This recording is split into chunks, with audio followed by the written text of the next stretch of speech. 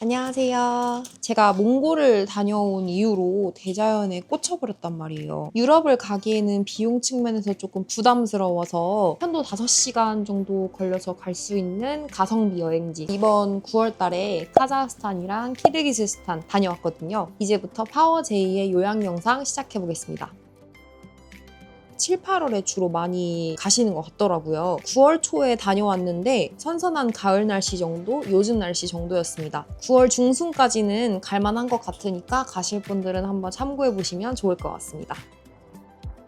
카자흐스탄에서는 비갈마티, 침블락, 차른 캐년, 카인디 호수, 콜사이 호수 이렇게 정했습니다. 키르기스스탄에서는 제티오구즈라는 관광지와 저희 여행의 주 목적인 알티나라샨 아라쿨 패스 이렇게 정했습니다. 비갈마티 하루, 침블락 하루, 국경 이동하는데 하루, 제티오구즈 하루, 2박 3일 알티나라샨 하산하고 다시 이동하는 거 알마티에서 마무리. 이렇게 8박 10일 일정을 구성했습니다. 여행 경비는 비행기랑 숙소 포함해서 1인당 200만 원 정도 들었습니다. 저희는 키르기스스탄까지 갔으니까 카자흐스탄만 가실 분들은 이것보다 훨씬 더 적은 금액으로 가실 수 있을 것 같아요.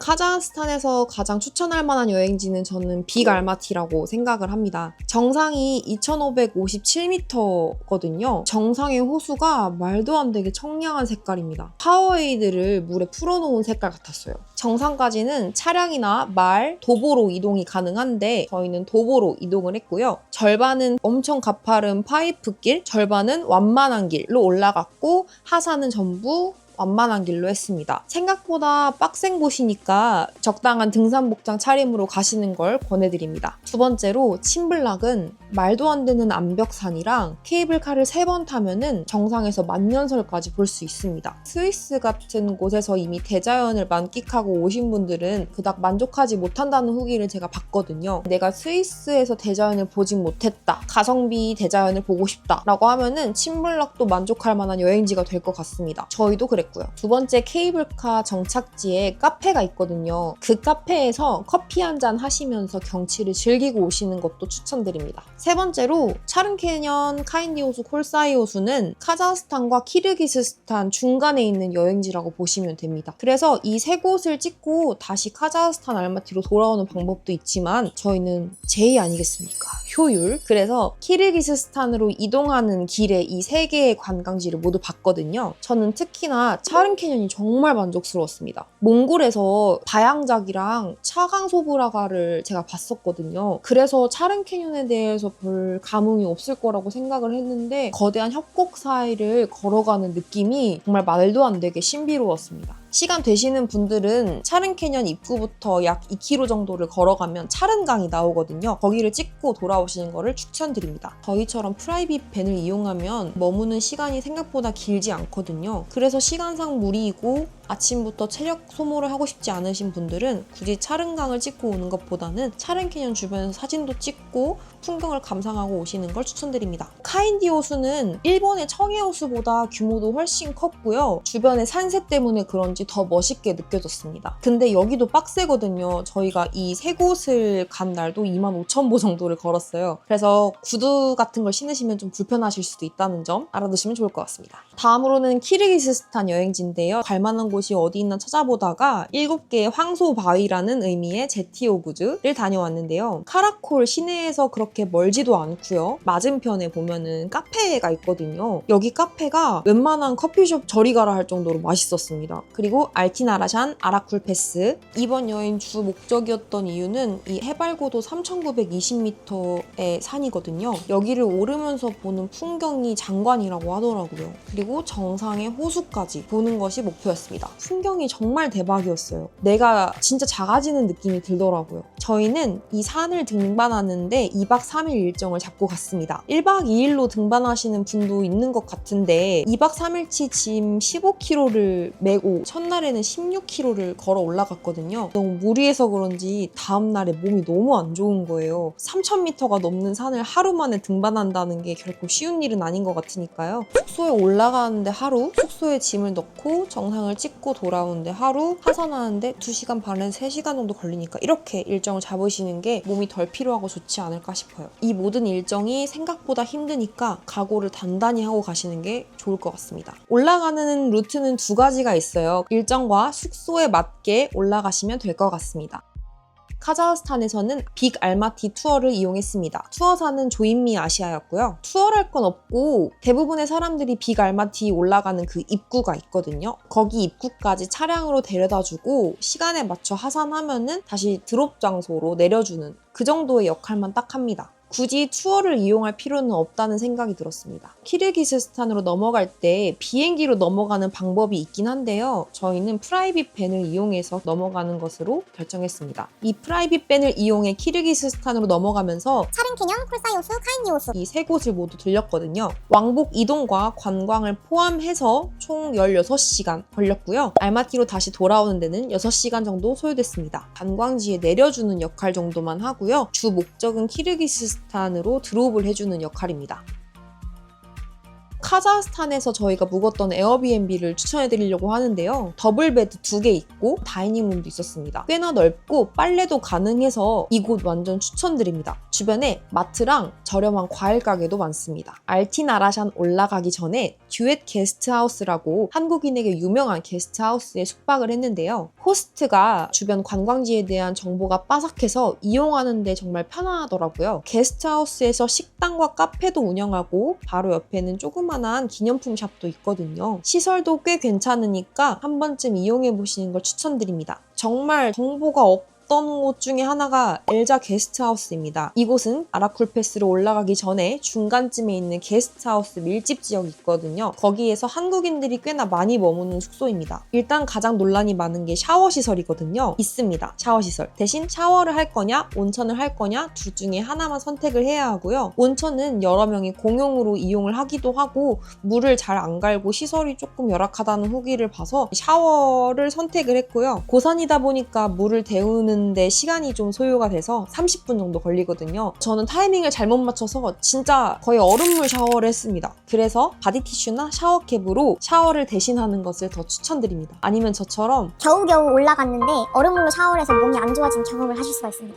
엘자 게스트하우스에서 조식은 무료고요. 석식은 유료입니다. 석식보다는 조식이 꽤 맛있으니까 머무시는 동안에 조식은 꼭 드시고 오시는 것을 추천드립니다. 거기서 판매하는 물은 100솜이고 맥주는 작은 병은 200솜, 큰 병은 300솜입니다. 냉장은 안 되어 있지만 고산이다 보니까 물이나 맥주가 진짜 차가웠거든요. 그래서 걱정하지 않으셔도 될 것 같습니다. 매점 내 간식은 조금 구비되어 있긴 하지만 우리나라 사람 입맛에 맞는 건 없다고 하더라고요. 등산하시기 전에 미리 마트에서 구매해 오시는 걸 더 권해드립니다. 하산하실 때는 도보로 하산하실 수도 있지만 이미 몸이 많이 지쳐있는 상태이기 때문에 숙소에 미리 말을 하고 푸르공을 타고 내려오시는 걸 더 권해드립니다. 유르트에서 숙박할 수도 있지만 굉장히 춥고 이용할 수 있는 화장실 시설도 굉장히 열악한 것 같았어요. 저는 들여다볼 엄두도 내지 않았거든요. 도미토리, 더블룸, 트리플룸도 따로 건물이 지어져 있거든요. 거기를 이용을 하면 내부에 공용 화장실을 이용할 수 있어서 저는 거기를 더 추천드릴게요. 그리고 엘자 게스트하우스 바로 앞에 케밥집이 있는데 여기가 맛있어서 다른 게스트하우스 손님들도 여기를 일부러 찾아온다고 하더라고요. 저랑 저희 친구도 전날에 케밥을 구매를 해서 상하지 않게 창가에 두고 다음날 아라쿨 호수를 보면서 먹으려고 싸서 들고 올라갔습니다. 꽤나 맛있었어요. 정보가 진짜 없었던 아지즈 캠프입니다. 아지즈 캠프는 정상에 있는 아라쿨 호수 바로 앞에 있는 텐트인데요. 저희도 여기가 이용 가능할 줄 알고 예약을 했는데 전날에 바로 취소를 당했습니다. 정상은 워낙 기상이변이 잦다 보니까 날씨가 너무 안 좋아서 텐트를 접는다는 연락을 받았어요. 그리고 여기로 올라가는 길도 생각보다 가파르고 고원에 위치하고 있으니 내 체력과 여러 가지를 고려하셔서 신중하게 생각해 보시고 예약하시면 될 것 같습니다.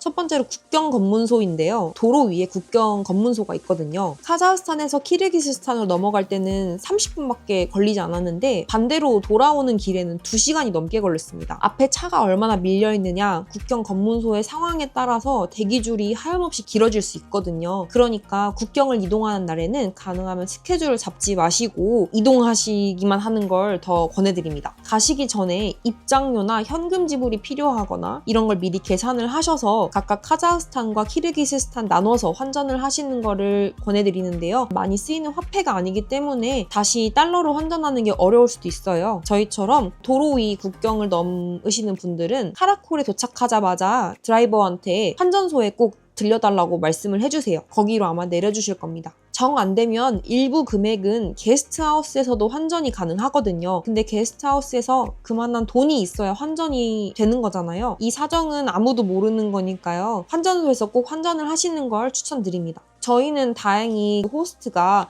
그만한 달러가 있다고 해서 달러로 환전을 했습니다. 이걸 어디에 넣어야 될지 몰라서 일단 문화 카테고리에 넣었는데 과일이거든요. 과일이 정말 저렴하고 맛있습니다. 거기에서만 나는 메론, 그리고 납작복숭아 꼭 드시고 오시는 걸 추천드립니다. 특히 납작복숭아는 진짜 맛있었어요. 사과도 유명하다고 하는데 저는 개인적으로 사과를 별로 좋아하지 않았는데 같이 간 친구들이 사과가 진짜 달다고 하더라고요. 제가 이집트를 갔을 때는 같이 간 친구랑 딱히 맛집 욕심이 없어서 거의 찾아보질 않았는데 이번 여행에 동행한 한 명의 친구가 더 있는데 그 친구가 정말 맛잘알이어서 그 친구 덕에 태어나서 먹어본 양꼬치 중에 베스트에 드는 곳을 제가 찾아놨습니다. 거기랑 미쳐버린 말고기 스테이크도 먹고 왔거든요. 이 두 곳은 카자흐스탄 알마티를 가시는 분들은 꼭 드시고 오셨으면 좋겠습니다. 일단 어플을 먼저 추천드리려고 하는데요. 첫 번째 안덱스고, 두 번째 맵스미, 세 번째 변환 어플입니다. 카자흐스탄과 키르기스스탄 모두에서 사용 가능한 택시 호출 어플이 안덱스고인데요. 관광지 이동할 때나 공항 이동하실 때 사용하시면 편하실 것 같습니다. 두 번째로 맵스미는 데이터가 안 터져도 볼 수 있는 온라인 지도이거든요. 구글맵이 거기선 잘 되지 않으니까 맵스미로 먼저 비갈마티나 알티나라샨 아라쿠페스 가기 전에 그 위치를 다운로드 받아놓고 데이터가 터지지 않아도 보면서 길을 잃지 않을 수 있도록 하시면 좋을 것 같아요. 마지막으로 카자흐스탄이랑 키르기스스탄은 화폐 단위가 다르니까요. 변환기를 이용해서 탱게랑 솜을 그때그때 검색해서 물가 알아보시는 걸 추천드립니다. 일교차가 꽤나 큰 편이라서 감기에 걸릴 것 같은 날이 정말 많았거든요. 비행기에는 발열식품이 위탁수화물이나 기내 수화물로도 안 된다고 하더라고요. 비발열 식품으로 챙겨가서 숙소에 있는 전기포트나 이렇게 휴대용 전기포트를 챙겨가셔서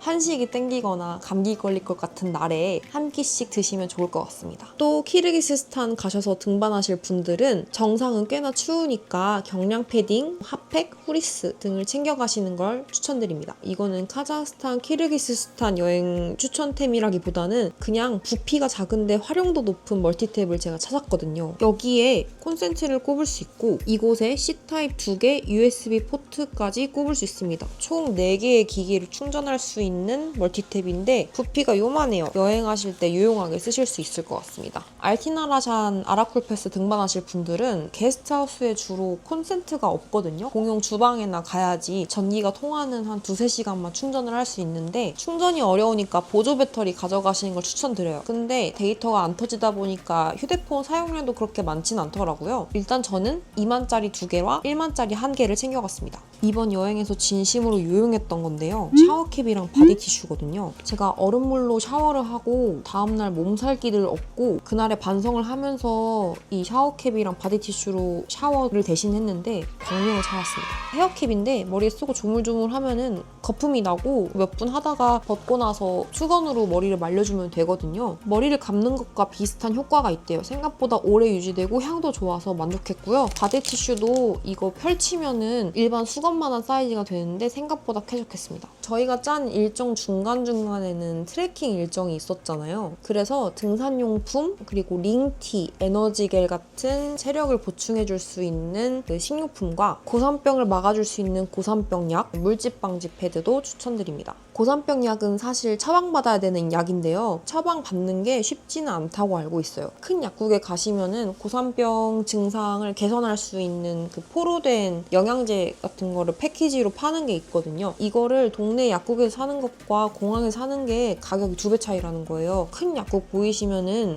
가실 분들은 미리 고산병 약 몇 개 준비를 하시는 걸 권해드립니다. 친구들이 이번 여행에 킥이라고 했던 게 태극기거든요. 이 태극기가 왜 킥이냐면은 가방에 태극기 하나씩 끼고 다녔거든요. 그리고 정상에 올랐을 때 이 태극기와 함께 사진을 찍었는데 사진도 일단 정말 예쁘게 나오고 애국심도 뿜뿜하는 게 아주 좋았습니다. 미니 태극기 하나씩 장만해 가는 것도 추천드립니다. 외국인들 입장에서는 되게 예뻐 보이나 봐요. 물론 당연히 제일 예쁜 국기지만 가는 데마다 기념품으로 달라고 해서 한 3개 정도 이 태극기를 기념품으로 주고 왔습니다.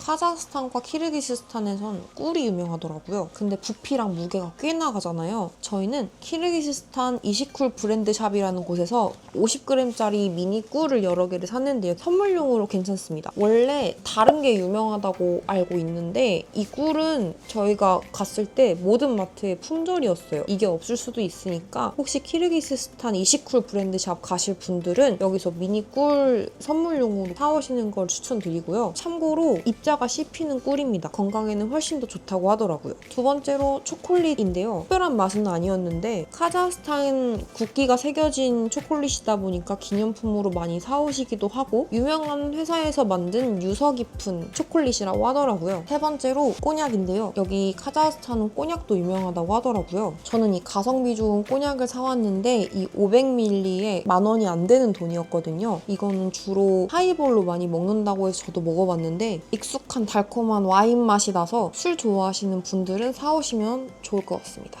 제가 말씀드린 여행의 모든 기준은 2025년 9월 기준인 걸 참고해 주시고요. 찾아보고 다녀와 본 결과로는 이집트보다 여행 정보가 더 없는 것 같았어요. 그래서 찾는데 정말 애먹었고 정보도 제가 느끼기엔 다 제각각이라 블로그랑 유튜브 찾고 뒤지느라 정말 힘들었거든요. 제가 열심히 찾고 느낀 정보들 전부 요약해서 이번 카자흐스탄, 키르기스스탄 여행지도 요약 영상을 준비해봤습니다. 지금은 여행 시기가 지났지만 내년에 카자흐스탄, 키르기스스탄 여행하실 분들이 분명히 있을 거 아니에요. 그분들에게 조금이라도 도움이 됐으면 좋겠고요. 저는 이집트 마지막 영상 이후로 카자흐스탄, 키르기스스탄 여행 브이로그로 돌아오겠습니다. 안녕!